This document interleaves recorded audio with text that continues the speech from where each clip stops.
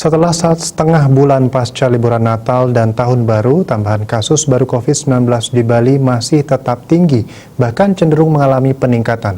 Pada hari ini sebanyak 268 pasien baru yang dilaporkan terpapar virus corona, sehingga total kasus yang ditangani mencapai 20.255. Angka ini menempatkan Bali berada di posisi 10 nasional dengan rata-rata penambahan per hari sebanyak 70 kasus.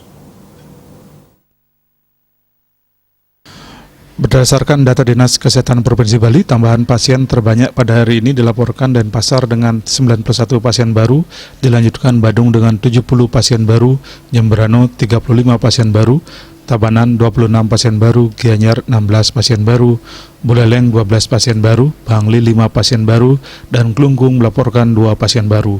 Karangasem pada hari ini nihil tambahan pasien baru, dan dari kabupaten lainnya melaporkan tambahan 11 pasien baru. Pada hari yang sama juga dilaporkan 6 orang meninggal dan 121 pasien yang dinyatakan sembuh. Ke-6 pasien meninggal berasal dari Tabanan dan Denpasar masing-masing 2 orang, serta sisanya berasal dari Karangasem dan Buleleng. Total pasien meninggal per hari ini menjadi 579 orang atau 2,86%.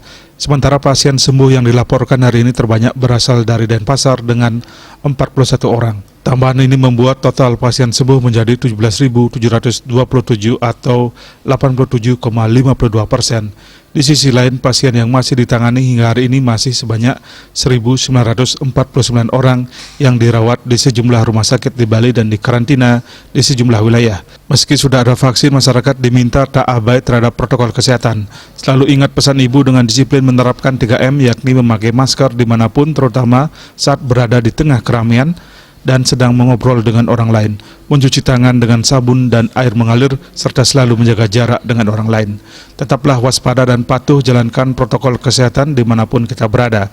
COVID-19 musuh tak kasat mata, mengincar tiap momen kelengahan kita. Terus patuhi 3M dan dukung upaya 3T, yakni testing, tracing, dan treatment dari pemerintah. Wartawan Bali Pos melaporkan.